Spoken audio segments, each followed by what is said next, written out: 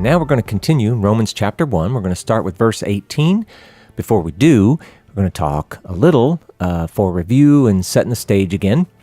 First, Paul has completed his greeting and introduction, and he has set the stage for his upcoming argument.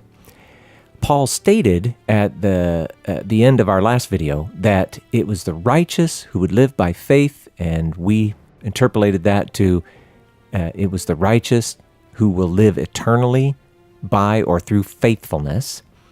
And it is through Jesus that this seemingly impossible thing becomes possible. Now, just again, as review, Paul's gospel was very much in line with the gospel from John the Baptist, Jesus, the other apostles. The King has come. The long-awaited King has come, the Messiah. The kingdom is at hand. This was all very much in sync. But Paul's difference was that the Gentiles, all nations other than Israel, everyone other than the Jews, are included in that kingdom, and therefore the whole world is redeemed through the faithfulness of Jesus Christ. Now, that's not a statement of universalism, that's more sufficiency. Nonetheless, the whole world is redeemed through the faithfulness of Jesus Christ. Now, Paul's going to begin a larger argument, and this has to do with just the general need for salvation, and it's about judgment.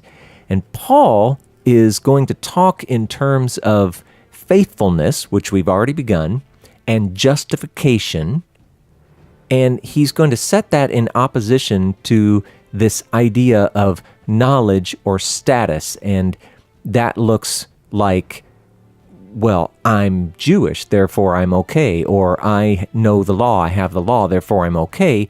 And Paul is going to argue that it's not quite that simple, and that it's actually the same for all men from all nations, and we'll see that as we go.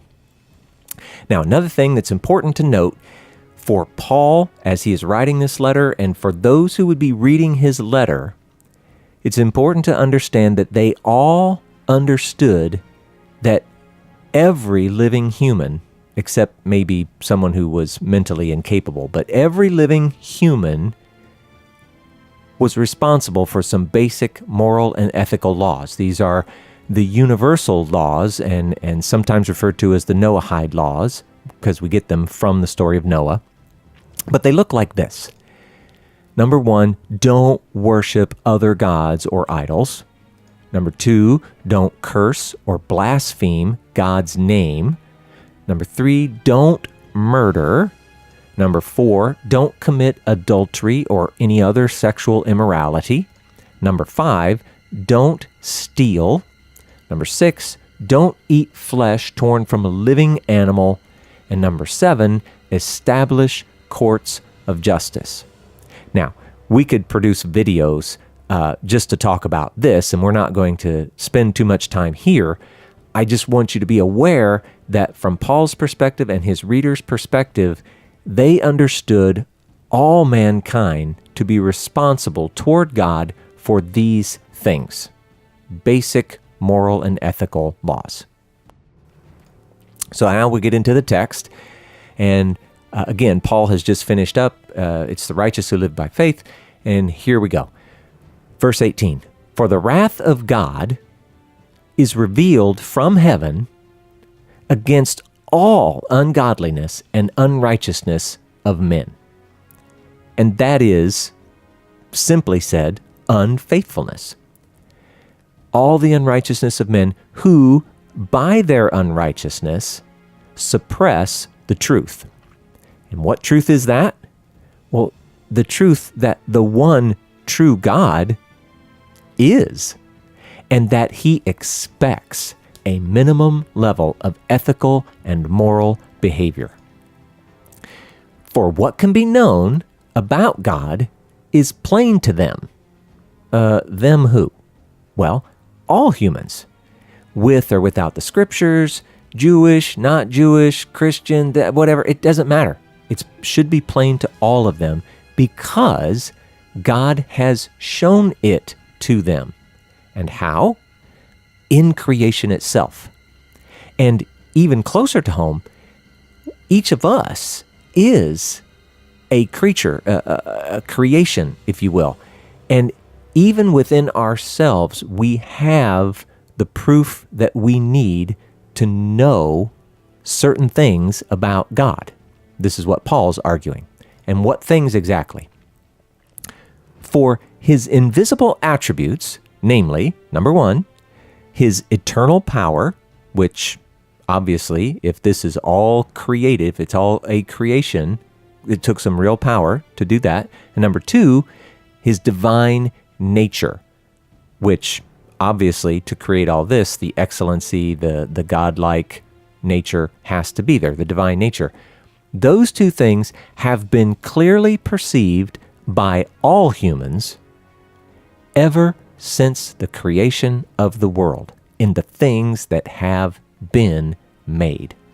So, Paul argues, they are without excuse for their unethical and immoral behavior. Who is they? Everyone. Everyone. He continues, for although they inherently knew about God, they did not honor him as God or give thanks to him, but they became futile in their thinking. And that is, they were decreasing or minimizing God, diminishing God in ways, and increasing or elevating themselves. And their foolish hearts were darkened. Claiming to be wise, and I think maybe we could even say believing to be wise in their own minds, they became fools and exchanged the glory, and that is the actual richness and magnificence of the immortal God. They exchanged that for bankrupt and weak images resembling mortal man and birds and animals and creeping things. It's important to note right here, when Paul says we exchanged this image, understand humanity was created in the image of God. We are, in that sense, sort of like an idol, because idols are made in the image of other things. And so it is completely unacceptable in God's eyes that there should be any other image, because we are the only one approved by God because we were created by him. But what we have done, rather than being in his image and being in his glory and worshiping the Creator, we've exchanged that. And now we worship other things that are obviously not God, not equal to God. Paul continues, therefore, God gave them up in the lusts of their hearts to impurity, to the dishonoring of their bodies among themselves through sexual sin. Because we abandoned our place as being the image of God, he gave us over, said, go ahead, do what you want. Because they exchanged the truth about God for a lie, and the lie is everything to do with idolatry and unethical and immoral behavior. Because they made that exchange and worshiped and served the creature rather than the Creator, who is blessed forever. Amen. Paul gets excited there for a second, throws a doxology on us. For this reason, which reason? Because they exchanged the truth for a lie, God gave them up to dishonorable passions. And then he's going to give an example, and I think he's purposely choosing an extreme example.